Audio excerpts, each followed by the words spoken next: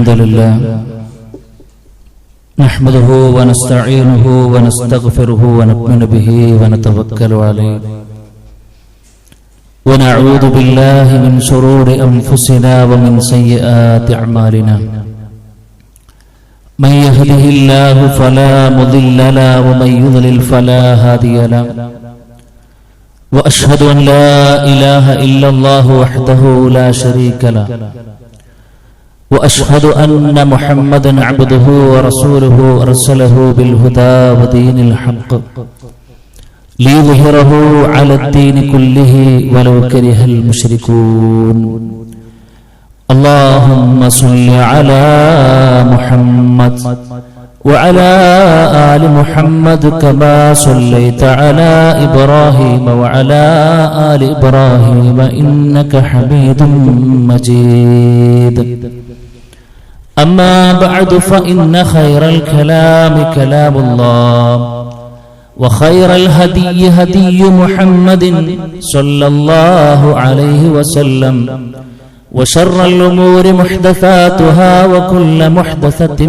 بدعة وكل بدعة ضلالة وكل ضلالة في النار أعوذ بالله من الشيطان الرجيم بسم الله الرحمن الرحيم يا أيها الذين آمنوا اتقوا الله حق تقاته ولا تموتن إلا وأنتم مسلمون يا أيها الذين آمنوا اتقوا الله وقولوا قولا سديدا يصلح لكم أعمالكم ويغفر لكم ذنوبكم ومن يطع الله ورسوله فقد فاز فوزا عظيما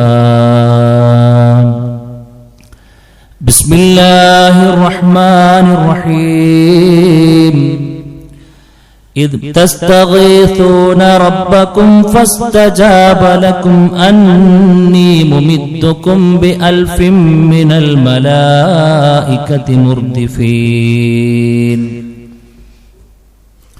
رب اشرح لي صدري ويسر لي أمري واحلل عقدة من لساني يفقهوا قولي സ്നേഹാദരണീയരായ സത്യവിശ്വാസികളെ വിശ്വാസിനികളെ സർവ്വലോകരക്ഷിതാവായ റഹ്മാനായ റബ്ബിന്റെ ആജ്ഞകളും നിർദ്ദേശങ്ങളും ജീവിതത്തിന്റെ എല്ലാ മേഖലകളിലും കഴിവിന്റെ പരമാവധി ശ്രദ്ധിച്ചും പാലിച്ചും മുന്നോട്ട് പോകുവാൻ കഠിനമായി പരിശ്രമിക്കുകയും അതിനുവേണ്ടി ആത്മാർത്ഥമായി പ്രാർത്ഥിക്കുകയും ചെയ്യണമെന്ന് സൂചിപ്പിക്കുകയാണ്. അല്ലാഹു സുബ്ഹാനഹു വ തആല അവനെ പരിപൂർണാർത്ഥത്തിൽ സൂക്ഷിച്ച് ജീവിതം ക്രമപ്പെടുത്തി മുത്തഖീങ്ങളായിക്കൊണ്ട് മരിക്കാനും നാളെ സ്വർഗത്തിൽ ഉന്നതമായ ഇടത്ത് സ്വർഗം അനന്തരമെടുക്കാനൊക്കെയുള്ള തൗഫീഖ് അള്ളാഹു നമുക്ക് എല്ലാവർക്കും നൽകി അനുഗ്രഹിക്കുമാറാകട്ടെ. അതിനെപ്പറ്റി ഏറ്റവും നല്ലൊരു പരിശീലന കളരിയായ റമളാൻ എല്ലാ അർത്ഥത്തിലും സ്വർഗം അനന്തരമെടുക്കുന്ന സ്വർഗാവകാശിയുടെ സകലമാന ഗുണങ്ങളും നമുക്ക് ജീവിതത്തിൽ ആവാഹിച്ചെടുക്കാനുള്ള ഒരവസരമാക്കി നമുക്ക് എല്ലാവർക്കും നൽകി അനുഗ്രഹിക്കുമാറാകട്ടെ. സുഹൃത്തുക്കളെ, വിശുദ്ധ റമളാനിന്റെ രണ്ടാമത്തെ പകുതിയിലേക്ക് പ്രവേശിച്ച ഈ ഒരു സാഹചര്യത്തിൽ നമ്മളൊക്കെ ആവേശത്തോടുകൂടെ എപ്പോഴും ഓർത്തു പോകുന്ന ഒരു ചരിത്രമാണ് മഹാനായ നബി കരീം സല്ലല്ലാഹു അലൈഹി വസല്ലമ തന്റെ ജീവിതത്തിൽ ആദ്യമായി നടത്തിയ, ഇസ്ലാമിനു വേണ്ടി ആദ്യമായി നടത്തിയ ചെറുത്തുനിൽപ്പായ ബദർ യുദ്ധവുമായി ബന്ധപ്പെട്ട ചരിത്രം. ചരിത്രത്തിന്റെ ബാക്കി പത്രങ്ങളിലേക്കും അതിന്റെ എന്തൊക്കെ നടന്നു എന്നുള്ളതൊക്കെ പലപ്പോഴും നമ്മൾ വളരെ ചെറിയ കുട്ടികൾക്കടക്കം അറിയാവുന്ന കാര്യങ്ങളാണ്. അതുകൊണ്ട് ചരിത്രത്തിൽ എന്ത് സംഭവിച്ചു എന്നത് നമുക്ക് കൃത്യമാണ്. എന്നാൽ അല്ലാഹു സുബ്ഹാനഹു വ തആല ആ ഒരു ചരിത്രത്തെ കുറിച്ച് വീണ്ടും വീണ്ടും ഓർക്കാൻ നമ്മളോട് പറയുന്നുണ്ട്. റഹ്മാനായ റബ്ബ് അതിന്റെ ഹിക്മത്ത് നമ്മളെ പഠിപ്പിക്കുന്നുണ്ട്. ഖദ് കാന ലക്കും ആയത്തുൻ ഫീ ഫിഅതൈനിൽ തഖതാ. പരസ്പരം കണ്ടുമുട്ടിയ രണ്ട് സൈന്യങ്ങളുടെ ചരിത്രം പറയുന്നിടത്ത് നിങ്ങൾക്ക് വലിയ ദൃഷ്ടാന്തമുണ്ട് എന്നാണ്. ആ ആയത്ത് അവസാനിപ്പിക്കുമ്പോഴും റഹ്മാനായ റബ്ബ് പറയുന്നത് ഇന്ന ഫീ ദാലിക ലഇബ്റതൻ ലിഉലിൽ അബ്സാർ. ശരിക്ക് രണ്ട് കണ്ണും കൊടുത്ത് കാണുന്ന, നോക്കിക്കാണുന്ന, മനസ്സുകൊടുത്ത് ചിന്തിക്കുന്ന, കാഴ്ചപ്പാടോടുകൂടെ ചരിത്രത്തെ സമീപിക്കുന്ന ആളുകൾക്ക് അതിൽ എമ്പാടും പാഠങ്ങളുണ്ട് എന്നുള്ളതാണ്. ഗുണപാഠം എമ്പാടുമുണ്ട്. മഹാരഥന്മാരായ പണ്ഡിതന്മാർ ബദർ യുദ്ധവുമായി ബന്ധപ്പെട്ട് നമ്മൾ ഒരുപാട് കാര്യങ്ങൾ പഠിപ്പിക്കുന്നുണ്ട്. ഒരുപാട് നമ്മുടെ സ്വഭാവ വിശ്വാസ രംഗത്ത് പുലർത്തേണ്ട, ആചാരരംഗത്ത് പുലർത്തേണ്ട, കർമ്മരംഗത്തും അതേപോലെ തന്നെ സ്വഭാവ രംഗത്തൊക്കെ നമ്മൾ കൊണ്ടുവരേണ്ട ഒരുപാട് കാര്യങ്ങൾ അവിടെ പഠിപ്പിക്കുന്നുണ്ട്. അതിൽ ഏറ്റവും പ്രധാനപ്പെട്ടത് എന്താണെന്ന് വെച്ച് കഴിഞ്ഞാൽ, എല്ലാവരും ആദ്യം പറഞ്ഞ ഒരു സംഗതി എന്ന് പറയുന്ന സുഹൃത്തുക്കളെ, തൗഹീദും ശിർക്കും ശരിക്കും മനസ്സിലാക്കാൻ പറ്റുന്നൊരു ചരിത്രമാണ് ബദർ എന്നാണ്. ബദറിന്റെ ചരിത്രം കേട്ടിട്ടും ഒരാൾക്ക് ഇപ്പോഴും ശിർക്കും തൗഹീദിനെ കുറിച്ച് അജ്ഞതയുണ്ടെങ്കിൽ അങ്ങനെ ഉണ്ടാകാൻ പാടില്ല എന്നാണ് പറയുന്നത്. ആ ചരിത്രം കേട്ട് കഴിഞ്ഞാൽ ശരിക്കും അജ്ഞത നീങ്ങും. എന്താണ് ശരിക്ക് തൗഹീദ്, എന്താണ് ശരിക്ക് ശിർക്ക് എന്ന് കൃത്യമായി അള്ളാഹു വേർതിരിച്ച് പഠിപ്പിച്ചു തന്നതാണ്. ഇനി ശിർക്കും തൗഹീദും മനസ്സിലാക്കാൻ ഇതിനേക്കാൾ അപ്പുറത്തൊരു ചരിത്രം നമുക്ക് പഠിക്കാനില്ല. കാരണം ഈ യുദ്ധത്തെ കുറിച്ച് റഹ്മാനായ റബ്ബ് പറയും, യൗമുൽ ഫുർഖാൻ, സത്യാസത്യം വിവേചനം നടന്ന ദിവസമാണ് എന്നാണ്. ഖുർആനെ കുറിച്ചിട്ടും ഫുർഖാൻ എന്ന് പറഞ്ഞു. ഈ ദിവസത്തെ കുറിച്ചും അള്ളാഹു ഉപയോഗിച്ചത് യൗമുൽ ഫുർഖാൻ എന്നാണ്. അത്രത്തോളം കൃത്യമാണ് സുഹൃത്തുക്കളെ, അത്രത്തോളം കൃത്യമാണ്. നോക്കൂ നിങ്ങൾ, ആരൊക്കെ തമ്മിലാണ് പോരടിക്കുന്നത്? ഒരു ഭാഗത്ത് നബി കരീം സല്ലല്ലാഹു അലൈഹി വസല്ലമയും സ്വഹാബത്തും, മറുഭാഗത്താകട്ടെ അബൂജഹലും സംഘവുമാണ്. രണ്ടു കൂട്ടരും അള്ളാഹുവിനോട് പ്രാർത്ഥിച്ചിട്ടാണ് ബദറിലേക്ക് പുറപ്പെടുന്നത്. രണ്ടു കൂട്ടരും അള്ളാഹുവിനോട് പ്രാർത്ഥിച്ചിട്ടാണ് ബദറിലേക്ക് പുറപ്പെടുന്നത്. എന്താ ഓരോരുത്തരും പറയുന്നത്? മഹാരഥന്മാരെ പണ്ഡിതന്മാരെ രേഖപ്പെടുത്തി രണ്ട് കൂട്ടർ പറയാണ്, പിന്നെ അല്ലാഹുമ്മ ഉൻസുർ അലൽ ജുൻദൈൻ, അല്ലാഹുമ്മ ഉൻസുർ അലൽ ജുൻദൈൻ വഅക്രിമുൽ ഫിഅതൈൻ വഖൈറിൽ ഖബീലതൈൻ.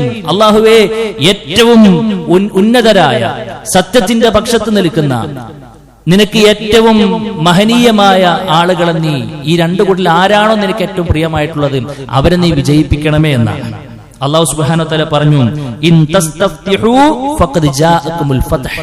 നിങ്ങൾ വിജയത്തെ കുറിച്ച് ആവശ്യപ്പെട്ടില്ലേ, ഇതാ വിജയം വന്നിരിക്കുന്നു എന്നാണ്. പക്ഷെ വിജയം ആർക്കാ കിട്ടിയത്? വിജയം ആർക്കാ കിട്ടിയത്? നബി കരീം സല്ലല്ലാഹു അലൈഹി വസല്ലമക്കും കൂട്ടർക്കുമാണ്. അന്നത്തെ പ്രവാചകന്റെ ഒരു സൈന്യത്തിന്റെ വലിപ്പം നമുക്കറിയാം അല്ലെ, വളരെ പരിമിതമായി. യുദ്ധം ഒന്നും ലക്ഷ്യം വെച്ച് പോയതല്ല, യുദ്ധം ലക്ഷ്യം വെച്ചേ പോയതല്ല. പക്ഷെ അപ്പുറത്തുള്ള ആളുകൾ യുദ്ധം ലക്ഷ്യം വെച്ച് വന്നവരാണ്. എല്ലാ നിലക്കും മൂന്നിരട്ടിയും നാലിരട്ടിയും വരുന്ന സൈന്യവും സൈന്യ വ്യൂഹങ്ങളുമായി കൊണ്ടാണ് വരുന്നത്. പക്ഷേ റഹ്മാനായ റബ്ബ് ഈ ടീമിനെ രക്ഷിച്ചു എന്ന് പറയുമ്പോൾ അത് എന്ത് എന്നുള്ളതാണ്. എന്തുകൊണ്ട് അവർക്ക് വിജയം കിട്ടി? അള്ളാഹുവിനോട് ഇരുകൂട്ടരും പ്രാർത്ഥിച്ചിട്ടും ഒരു ടീമിന്റെ പ്രാർത്ഥനയെ റഹ്മാനായ റബ്ബ് മൈൻഡാക്കിയില്ല. നബി കരീം സല്ലല്ലാഹു അലൈഹി വസല്ലമയുടെ പ്രാർത്ഥനയെ മൈൻഡാക്കാനുള്ള കാരണം എന്താണ് എന്നുള്ളതാണ് നമ്മൾ മനസ്സിലാക്കേണ്ടത്. കാരണം ഒരു കൂട്ടരടുത്ത് തൗഹീദ് ഉണ്ടായിരുന്നു, മറുകൂട്ടരടുത്ത് തൗഹീദ് ഇല്ലായിരുന്നു എന്നുള്ളതാണ്. അപ്പൊ ഇങ്ങനൊക്കെ അല്ലാഹു സുബ്ഹാനഹു വ തആല പ്രാർത്ഥിച്ച ഒരാളെ തന്നെയാണല്ലോ റഹ്മാനായ റബ്ബ് പറയുന്നത് അവർ മുശ്രിക്കാണെന്ന്, അവർ നരകാവകാശികളാണ് എന്ന്. നോക്കൂ നിങ്ങൾ, അവരുടെ വിശ്വാസത്തെ കുറിച്ച് റഹ്മാനായ റബ്ബ് ഖുർആനിൽ പറയുന്നുണ്ട്, നിങ്ങൾ അവരോട് പോയി ചോദിക്ക്, ആകാശ കീർന്ന് മഴ പെയ്യിപ്പിക്കുന്നത് ആരാണ്? ഭൂമിയിൽ നിന്നും സസ്യങ്ങളെ മുളപ്പിക്കുന്നത് ആരാണ്? മരിപ്പിക്കുന്നത് ആരാണ്? ജനിപ്പിക്കുന്നത് ആരാണ് എന്നൊക്കെ ചോദിച്ചാൽ അവരുടെ മറുപടി ഫസയഖൂലൂനല്ലാഹ്, അല്ലാഹു എന്നാണത്രേ അവർ മറുപടി പറയാ. എന്നാ അവിടെ വേറൊരാളുടെ പേരും അവർ പറഞ്ഞിട്ടില്ല. ഇങ്ങനെ പറഞ്ഞ ആളുകളെയും അല്ലാഹു സുബ്ഹാനഹു വ തആല മുശ്രിക്കാണെന്നും അവർ നരകത്തിന്റെ അടിത്തട്ടിലാണെന്നൊക്കെ പറയാനുള്ള കാരണം, ഇങ്ങനെയൊക്കെ ഒരു ഭാഗത്ത് അള്ളാഹുവിനെ അംഗീകരിക്കുന്നതോടൊപ്പം അവർക്ക് പറ്റിയ ചില അബദ്ധങ്ങളുണ്ട്. ആ അബദ്ധങ്ങൾ നഊദു ബില്ലാഹ് അറിഞ്ഞും അറിയാതെയും ഇന്നും ചില ആളുകൾ വെച്ച് പുലർത്തുന്നുണ്ട് എന്നുള്ളതാണ് സങ്കടകരം. അതുകൊണ്ട് സുഹൃത്തുക്കളെ, അവർ പറഞ്ഞ കാര്യം എന്താണെന്നറിയാം? അവർ അള്ളാഹുവിന് പുറമെയും മറ്റു ചില ആരാധ്യ വസ്തുക്കളെയും സ്വീകരിച്ചു. അതുകൊണ്ടാണ് നബി കരീം സ്വല്ലല്ലാഹു അലൈഹി വസല്ലം എണീറ്റിട്ട്, നിങ്ങൾ ഈ ആരാധിക്കുന്ന എല്ലാവരും ഒഴിവാക്കണം, അള്ളാഹിനെ മാത്രം വിളിക്കണം എന്ന് പറഞ്ഞപ്പോൾ ചോദിച്ച ചോദ്യം എന്താ? അജഅലൽ ആലിഹത ഇലാഹൻ വാഹിദ ഇന്ന ഹാദാ ലശൈഉൻ ഉജാബ്.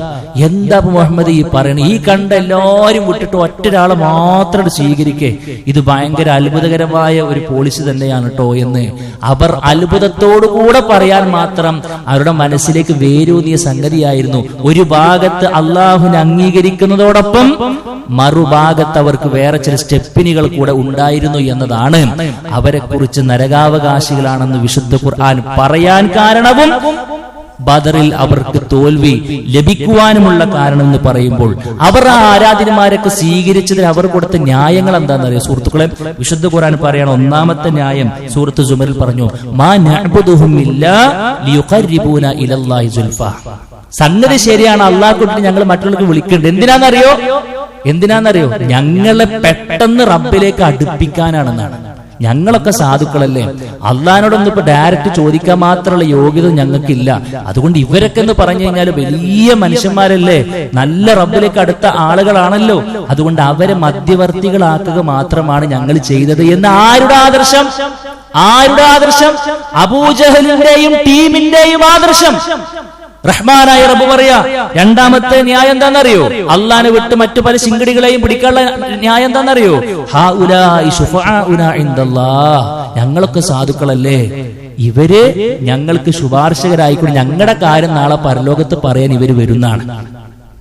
അപ്പൊ ശുപാർശകർ എന്നുള്ള നിലക്കാണ് അവര് കൊടുത്തത്. പിന്നെ മൂന്നാമതായി കൊണ്ട് പറഞ്ഞത് എന്താണെന്നറിയോ? ഞങ്ങൾ അള്ളാഹു അവർക്ക് കൊടുത്ത കഴിവെന്നാണ് ചോദിക്കണേന്ന്. അവരുടെ സ്വയം കഴിവൊന്നല്ല, അള്ളാഹു അവർക്ക് ചില കഴിവുകൾ കൊടുത്തിട്ടുണ്ട്, ആ കഴിവെന്നാണ് ഞങ്ങൾ ചോദിക്കുന്നത് എന്നാണ് അവർ മൂന്നാമതായിക്കൊണ്ട് നിരത്തിയ ന്യായം. അവരുടെ തൽബിയത്തിൽ പോലും നമുക്ക് കാണാൻ കഴിയും, തംലികുഹു മാ മലക്. അള്ളാഹുവേ, നിനക്കൊരു പങ്കുകാരനുണ്ട്, അവന്റെ പ്രത്യേകത എന്താ? അവനക്ക് നീ കൊടുത്ത ചില കഴിവുകൾ ഉണ്ട് എന്നുള്ളതാണ്. നിങ്ങൾ ആലോചിക്കുക, ഇതൊക്കെ പറയുമ്പോൾ സുഹൃത്തുക്കൾ, ഇതേ ആദർശം ഒരു കറയുമില്ലാതെ നഊദു ബില്ലാഹ് ഇന്ന് പല ആളുകളും അറിഞ്ഞോ അറിയാതെയോ പേറി നടക്കുന്നുണ്ട് എന്നാണ്. ബദരീങ്ങളെ വിളിക്കുന്നവർ, തെങ്ങന്മാരെ വിളിക്കുന്നവർ, ബീവിമാരുടെ സങ്കടങ്ങൾ പറയുന്നവർ, ജാറത്തിലേക്ക് പോകുന്നവർ, എന്തിനാ ഇങ്ങനെ എന്ന് ചോദിച്ചാൽ അബൂജഹലിന്റെ ആദർശമായി ഖുർആൻ നമ്മുടെ മുമ്പിൽ 3ഓളം കാരണങ്ങൾ പറഞ്ഞ അതേ കാരണങ്ങൾ നഊദു ബില്ലാഹ് പറയുന്നു. അപ്പൊ നമ്മൾ ആലോചിക്കണം, ആരാണ് തൗഹീദിന്റെ വക്താക്കൾ? ആരിലൊക്കെ ശിർക്കുകൾ വന്നിട്ടുണ്ട്? ഈ ആദർശത്തെ ഖുർആൻ പറഞ്ഞത് ശിർക്കിന്റെ ആദർശമാണെന്ന് പറയുമ്പോൾ അതേ ന്യായീകരണം നടത്തുന്ന ആളുകൾ ഇപ്പോഴും ഉണ്ടെങ്കിൽ അള്ളാഹ് പറയുന്നത് എന്താ സുഹൃത്തുക്കളെ? ഈ ആദർശത്തിൽ ശിർക്കുണ്ട് എന്നല്ലേ? അതുകൊണ്ട് പ്രിയമുള്ളവരെ, ആരെങ്കിലും ഈ ഒരു വികലമായ ആദർശത്തെ പേറി നടക്കുന്നുണ്ടെങ്കിൽ അവർ അബൂജഹലിന്റെ ആദർശത്തിലാണെന്ന നഗ്ന യാഥാർത്ഥ്യത്തെ വിശുദ്ധ ഖുർആനിന്റെ ആയത്തുകൾ വെച്ചുകൊണ്ട് നിങ്ങൾ മനസ്സിലാക്കണമെന്നുള്ളതാണ് സൂചിപ്പിക്കുവാനുള്ളത്. അതുകൊണ്ട് അത് ശിർക്കിന്റെ റൂട്ടാണ്. നബി കരീം സ്വല്ലല്ലാഹു അലൈഹി വസല്ലമ ബദറിൽ വിജയിക്കുവാൻ കാരണമായ ആദർശം അല്ലാഹുവിന്റെ റസൂൽ സ്വല്ലല്ലാഹു അലൈഹി വസല്ലം തന്നെ പ്രഖ്യാപിച്ചത്, ഖുൽ ഇന്നമാ അദ്ഉ റബ്ബി വലാ ഉശ്രികു ബിഹി അഹദാ. ഞാൻ എന്റെ റബ്ബിനോട് മാത്രമേ പറയൂ, അവനോട് ഒരാളെയും പങ്കു ചേർക്കുകയില്ല എന്ന. അതാണ് സുഹൃത്തുക്കളെ ക്ലിയറായ ആദർശം എന്ന് പറയുന്നത്. അല്ലാഹുവോട് മാത്രം പറയണമെന്നാണ്. രണ്ടാമത്തെ പാഠം എന്താണെന്നറിയോ? പ്രാർത്ഥനയുടെ ഒരു മഹത്വമാണ് സുഹൃത്തുക്കളെ.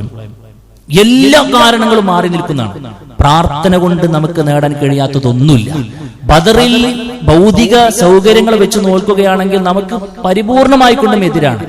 പക്ഷെ റഹ്മാനായ റബ്ബിനോട് ആത്മാർത്ഥമായിക്കൊണ്ട് നബി കരീം സ്വല്ലല്ലാഹു അലൈഹി വസല്ലമ ആകാശ ലോകത്തിലേക്ക് കൈകൾ ഉയർത്തിയിട്ട് തോളത്തിട്ട മുണ്ട് താഴേക്ക് വീഴുമാറ് നബി കരീം സ്വല്ലല്ലാഹു അലൈഹി വസല്ലമ കരഞ്ഞ് പ്രാർത്ഥിക്കുന്നു, അല്ലാഹുമ്മ അൻജിസ് ലീമാ വഅതനി. അല്ലാഹുവേ, എനിക്ക് നീ വാഗ്ദത്തം നൽകിയ ആ ഒരു വിജയം ഞങ്ങൾക്ക് നീ നൽകണേ എന്നാണ് പ്രവാചകൻ ആവർത്തിച്ചുകൊണ്ടേയിരിക്കുന്നു. പ്രവാചകന്റെ പ്രാർത്ഥനയുടെ ഊക്ക് കണ്ട് മഹാനായ അബൂബക്കർ റളിയല്ലാഹു അൻഹു പറഞ്ഞു, നിർജി നബിയേ, ഫഇന്നഹു സയൻജിസു ലക മാ വഅദക. അല്ലാഹു താങ്കൾക്ക് വാഗ്ദാനം നൽകിയ ആ ഒരു വിജയം നിങ്ങൾക്ക് തരും. താങ്കൾ പ്രാർത്ഥന നിർത്തണമെന്നുള്ളതാണ്. അത്രത്തോളം പ്രാർത്ഥിച്ചു എന്നാണ് അലിയാർ തങ്ങൾ പറയുന്നുണ്ട്. അവിടെ യുദ്ധം കൊടുമ്പിരി കൊള്ളുമ്പോൾ ടെന്റിലിരുന്ന് വീണ്ടും സുജൂദിൽ കടന്നുകൊണ്ട് നബി സല്ലല്ലാഹു അലൈഹി വസല്ലം പ്രാർത്ഥിച്ചുകൊണ്ടേയിരിക്കുകയാണ് എന്നാണ്.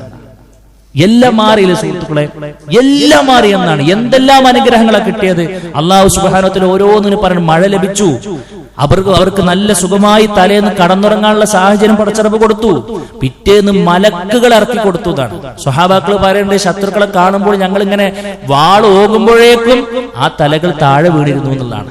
മലക്കുകൾ ആയിരക്കണക്കിന് വരുന്ന മലക്കുകളെ ഇറക്കിയിട്ട് റഹ്മാനായ റബ്ബ് സഹായിച്ചു എന്ന് പറയുമ്പോൾ ഇത് നമുക്ക് കിട്ടുന്ന പാഠം എന്താണെന്നറിയ സുഹൃത്തുക്കളെ? റഹ്മാനായ റബ്ബിനോട് അങ്ങോട്ട് പ്രാർത്ഥിച്ചാൽ നടക്കാത്തൊരു കാര്യവുമില്ല എന്നാണ്.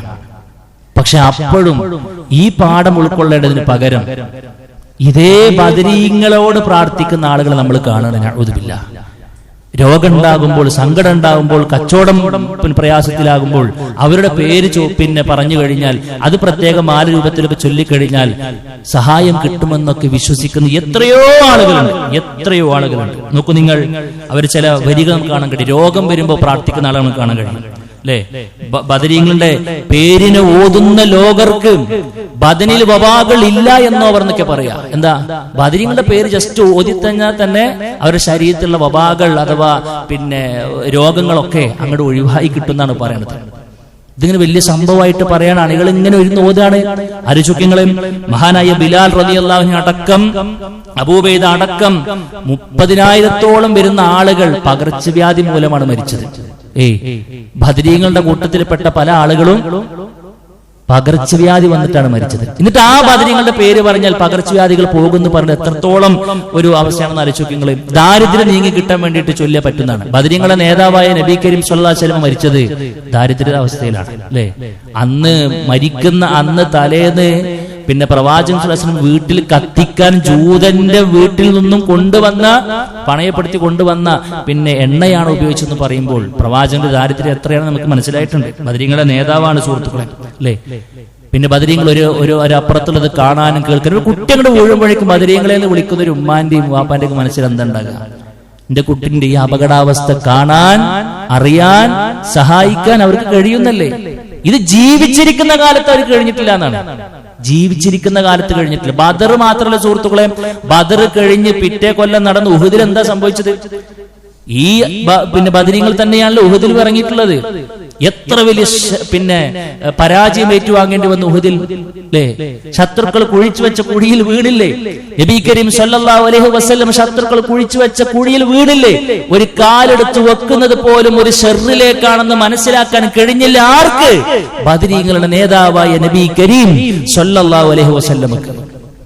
ഇതിനാണ് കുട്ടികൾ ഇവിടെ വീഴാൻ പോകുമ്പോഴേക്കും ബദരീങ്ങളെ വിളിക്കാന്ന് പറഞ്ഞ് എത്ര മോശമായ ആദർശമാണെന്ന് ആലോചിക്കുന്നത്. അതുകൊണ്ട് സുഹൃത്തുക്കളെ, നമ്മുടെ ബദരീങ്ങൾക്ക് ഒരു പരിധിക്ക് അപ്പുറത്തുള്ളത് കാണാൻ കഴിയില്ല, കേൾക്കാൻ കഴിയില്ല, അറിയാൻ കഴിയില്ല.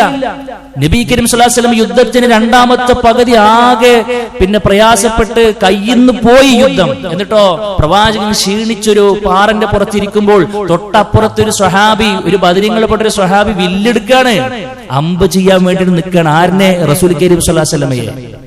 ശത്രുവാണെന്ന് മനസ്സിലാക്കിയിട്ട് ആ ഇരിക്കുന്നത് എന്റെ പ്രവാചകനാണ്, എന്റെ ബദരീങ്ങളുടെ നേതാവാണെന്നൊരു അപ്പുറത്ത് വിട്ടുകഴിഞ്ഞ് ഈ കാഴ്ചക്ക് പരിധിയില്ലേ? അത് അവർക്കുണ്ടായിരുന്നു എന്നുള്ളതാണ്. സ്വഹാബാക്കൾ പരസ്പരം ആള് മാറി വെട്ടി ഉഹുദിൽ, സുഹൃത്തുക്കളെ. ബദരീങ്ങൾക്കാണ് ഈ അബദ്ധങ്ങൾ സംഭവിച്ചെന്ന് പറയുമ്പോൾ അതെന്താണെന്നറിയോ? അവർ പച്ച മനുഷ്യരായിരുന്നുള്ളതാണ്. ഒരു പരിധിക്കപ്പുറത്ത് കാണാൻ കഴിയില്ല, കേൾക്കാനും കഴിയില്ല എന്നുള്ളത് തന്നെയാണ്. അതുകൊണ്ട് സുഹൃത്തുക്കളെ, ആ ബദരീങ്ങളുടെ ചരിത്രം ഓർക്കുന്ന സമയത്ത് അതൊക്കെ ആ യാഥാർത്ഥ്യം ഉൾക്കൊള്ളുന്നതിന് പകരം അവരെ വിളിച്ച് പ്രാർത്ഥിക്കുക എന്നുള്ളത് തീർത്തും വിരോധാഭാസമാണ്, ശിർക്ക് കലർന്ന വിശ്വാസമാണ്, നരകത്തിലേക്ക് പോകേണ്ടി വരും എന്നുള്ളതാണ് നമ്മൾ മനസ്സിലാക്കേണ്ടത്. മൂന്നാമത്തെ പാഠം എന്താണെന്നറിയോ? റഹ്മാനായ റബ്ബിനെ ഓർക്കേണ്ടതിന്റെ ഒരു മഹത്വമാണ്. യുദ്ധമുഖത്തേക്ക് ഇറങ്ങുമ്പോൾ പോലും അല്ലാഹ് പറയണം, യാ അയ്യുഹല്ലദീന ആമനു ഇദാ ലഖീതും ഫിഅതൻ ഫത്ബുതു, നിങ്ങൾ ശത്രുപാളയത്തെ കാണുമ്പോൾ നിങ്ങൾ ഉറച്ചു നിൽക്കണം. എന്നിട്ടോ വദ്കുറുല്ലാഹ കസീറൻ, ആ യുദ്ധരംഗത്ത് പോലെ നിങ്ങൾ ദിക്റുകൾ ഉരുവിടണം എന്നാണ്. മനസ്സിലും നിങ്ങൾക്ക് റബ്ബിനെ കുറിച്ചുള്ള ഓർമ്മയുണ്ടാകണം, നാവിന്റെ തുമ്പത്തും റഹ്മാനായ റബ്ബിനെ സ്മരിക്കുന്ന ദിക്റുകൾ ഉണ്ടാകണം എന്നുള്ളതാണ്. എങ്കിലോ ലഅല്ലക്കും തുഫ്ലിഹൂൻ, നിങ്ങൾ വിജയിച്ചേക്കാം എന്നാണ്. സുഹൃത്തുക്കളെ, ദിക്റുകൾ ഒഴിവാക്കിയ ഒരു സമയവും നമുക്ക് ഉണ്ടാകാൻ പാടില്ല എന്നാണ് പറയുന്നത്. അതുകൊണ്ട് റഹ്മാനായ റബ്ബിന്റെ വിജയവും അവിടുന്ന് സഹായവും നമ്മൾ പ്രതീക്ഷിക്കുന്നുണ്ടെങ്കിൽ ധാരാളമായി കൊണ്ട് അള്ളാഹുവിനെ ഓർക്കുന്ന, അള്ളാഹുവിന്റെ സ്മരണ നിലനിർത്താൻ കഴിയുന്ന ചിന്തകളും വാക്കുകളും പ്രവർത്തനങ്ങളുമായി കൊണ്ട് മുന്നോട്ട് പോകാൻ നമുക്ക് കഴിയണമെന്നാണ് അള്ളാഹു സുബ്ഹാനഹു വ തആല നമ്മളെ പഠിപ്പിക്കുന്നത്. അതേപോലെ തന്നെ ഒരുപാട് അതിന്റെ ഓരോ ചെറിയ ഏരിയകളിലേക്ക് പോകുമ്പോഴൊക്കെ നമുക്ക് ഒരുപാട് പാഠങ്ങൾ കിട്ടും. തവക്കുലിന്റെ മഹത്വം നമുക്ക് അവിടെ കിട്ടും, കൂടിയാലോചനയുടെ പ്രസക്തി നമുക്ക് കിട്ടും. വഹയുള്ള നബി കരീം സ്വല്ലല്ലാഹു അലൈഹി വസല്ലം ഒറ്റക്കനെ തീരുമാനിക്കല്ല. എനിക്ക് ഒരുപാട് എക്സ്പീരിയൻസ് ഉണ്ട്, വലിയ വർത്താനം പറഞ്ഞൊന്നുമില്ല.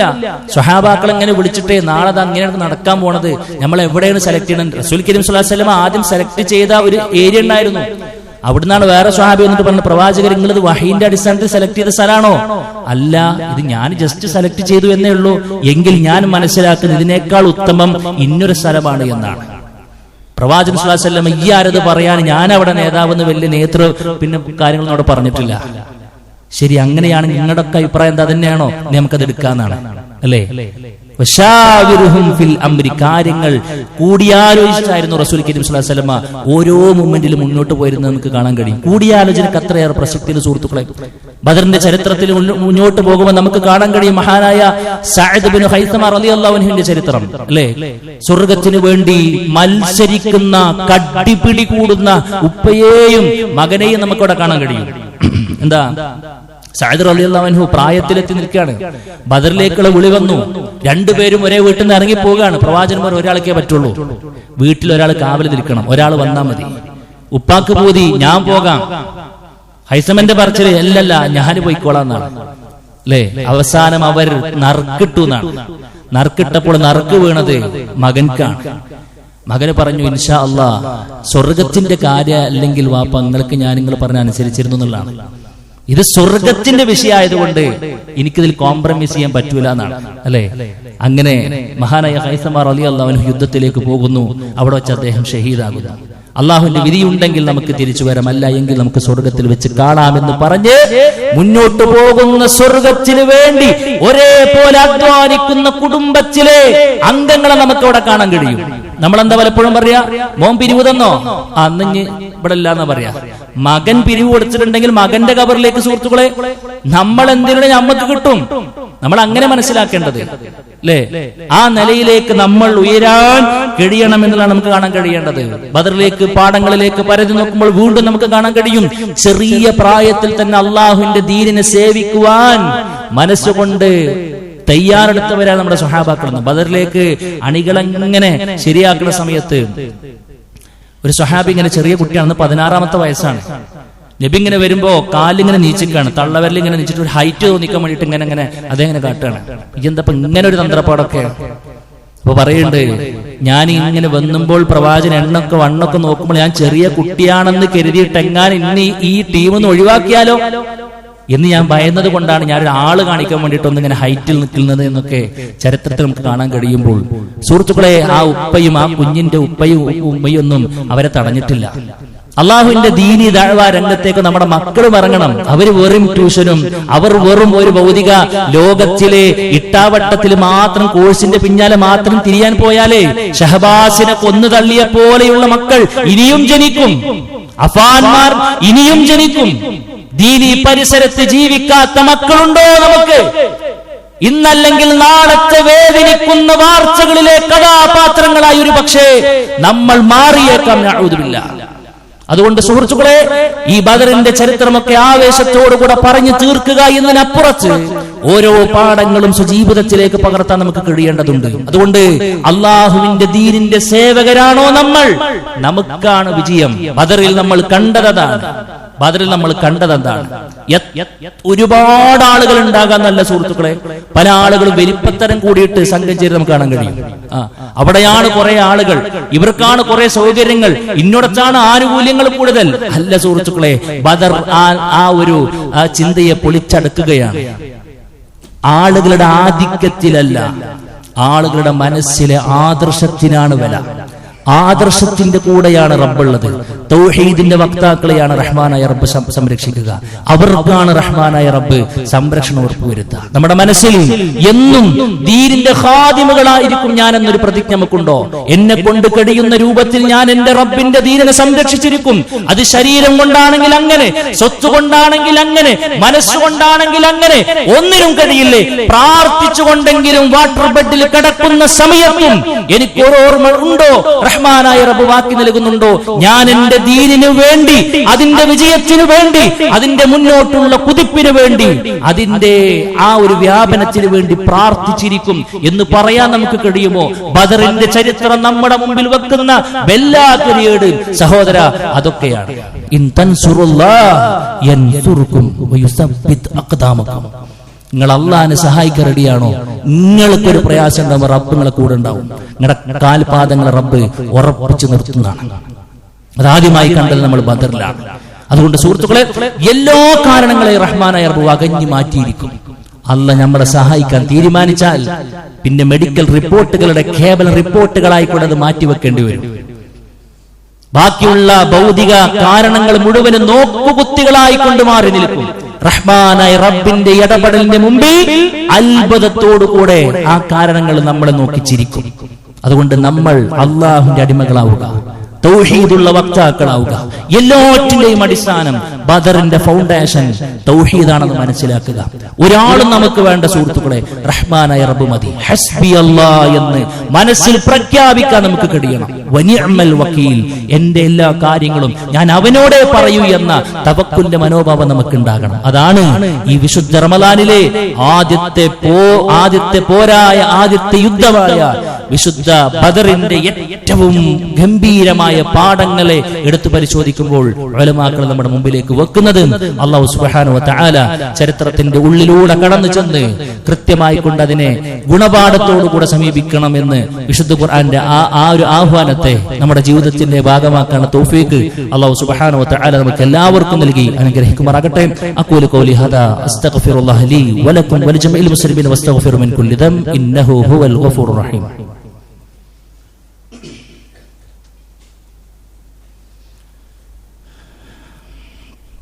അൽഹംദുലില്ലാഹി വഹദഹു വസ്സലാത്തു വസ്സലാമു അലാ മൻ ലാ നബിയ്യ ബഅദഹു.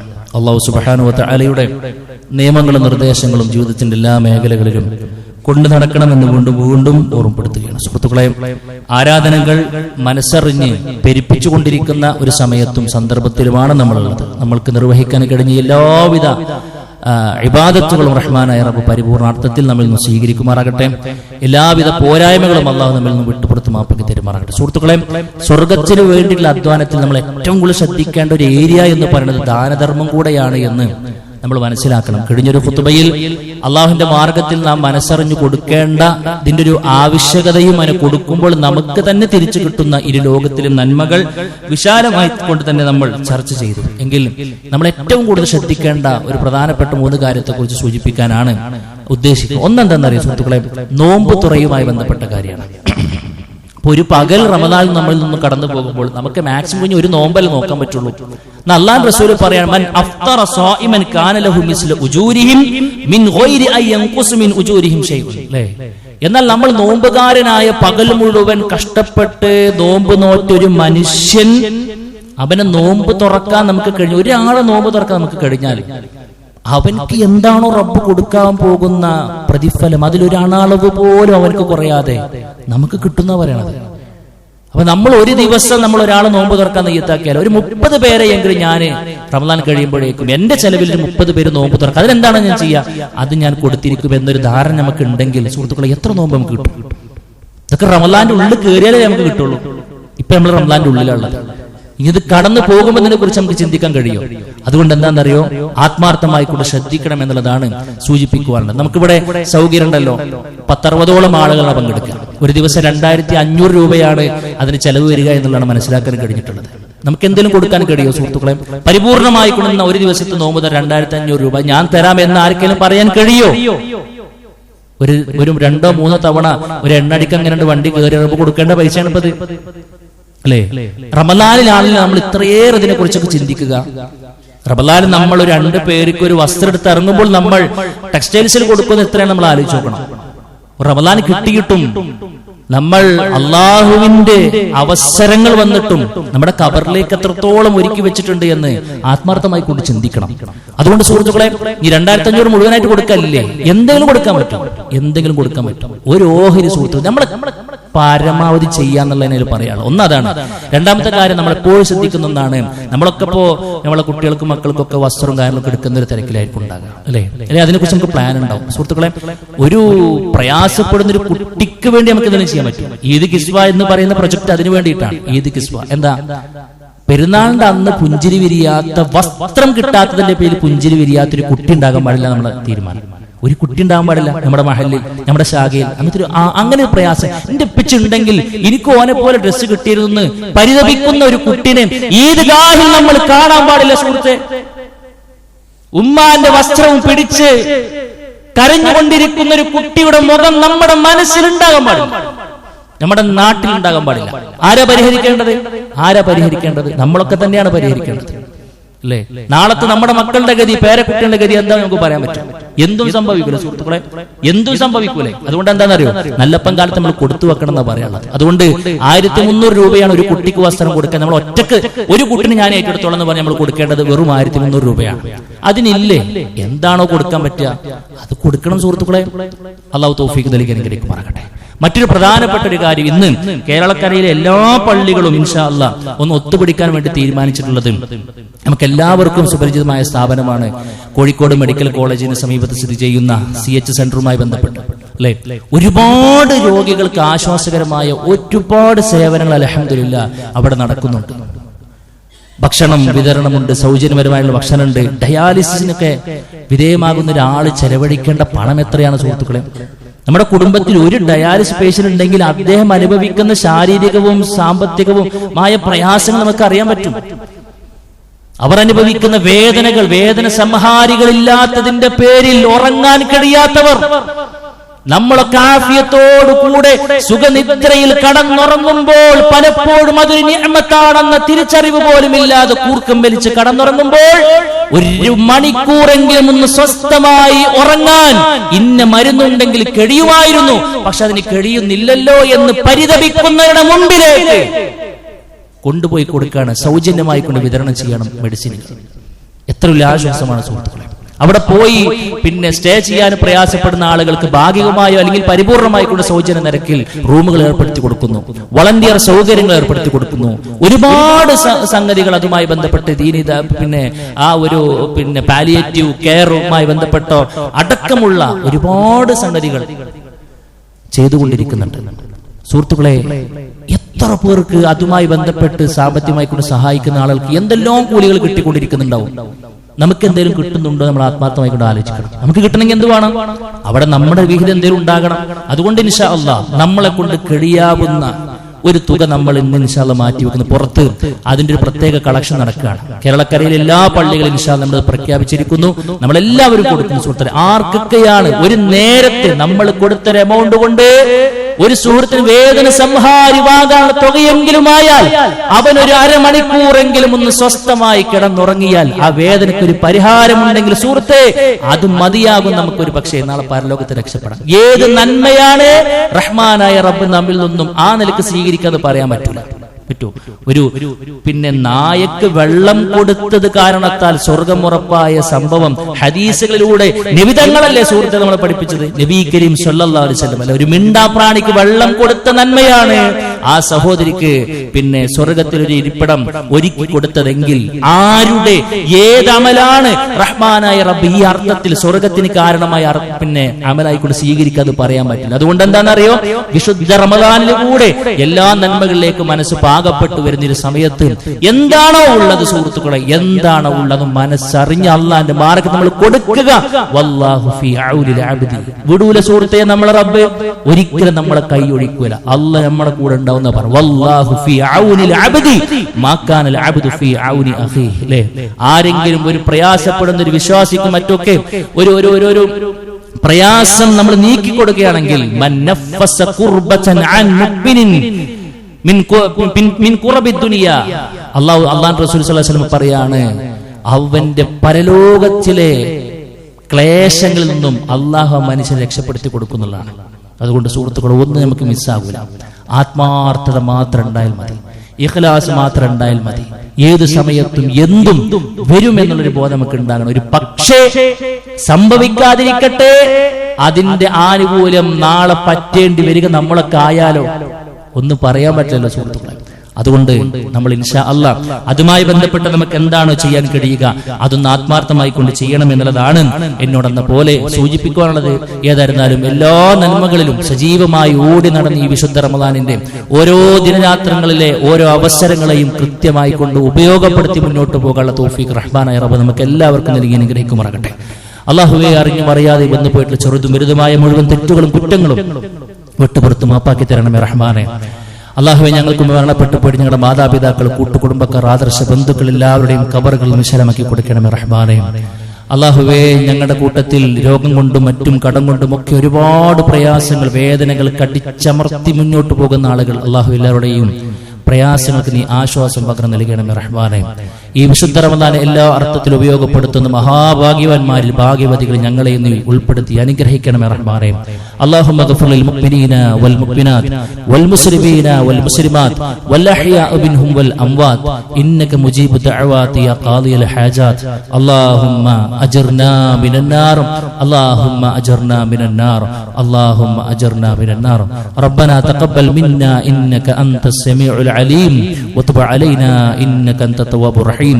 ആമീൻ ആമീൻ ബിറഹ്മതിക യാ അർഹമർ റഹീമീൻ.